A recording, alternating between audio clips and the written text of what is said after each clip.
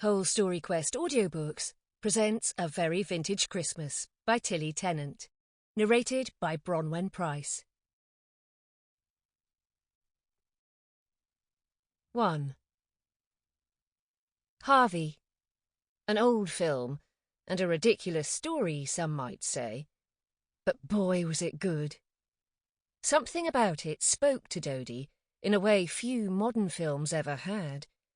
She couldn't count how many times she'd seen it. 20, maybe 25. But she still cried as Elwood P. Dowd said goodbye to Harvey in the expectation of leaving forever to care for Dr. Chumley, not a flicker of bitterness in the pure, selfless acceptance of his loss. She cried every time she watched it, and she expected that she would cry even on the 100th viewing. Some things were just like that. Isla, stalwart friend who'd sat through the old movie with Dodie more times than she cared to recall, or so she kept telling her, rolled her eyes and shoved a box of tissues towards her. "I just don't get it." She followed her statement with a solemn slurp of the banana and mango smoothie she'd picked up on the way over. "He's saying goodbye to Harvey," Dodie said. "I know that. I don't get why you cry every time. You know it will all work out in the end."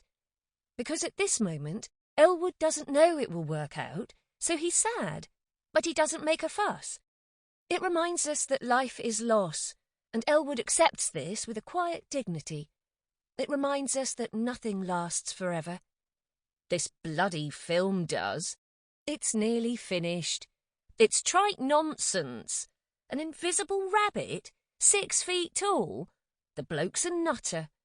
This script would never make it past production execs if they tried to get it financed today. He's not really a rabbit. That's just what he looks like to Elwood. He's a puka.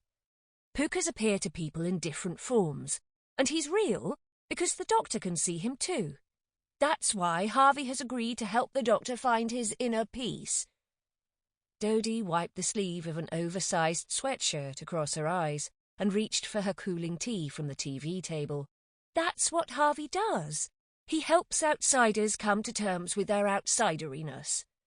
She smiled at Isla, as if her statement was the most obvious thing in the world.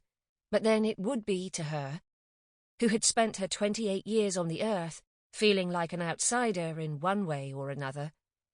"I already know all this. You've told me before.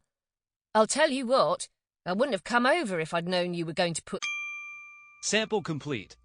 Ready to continue?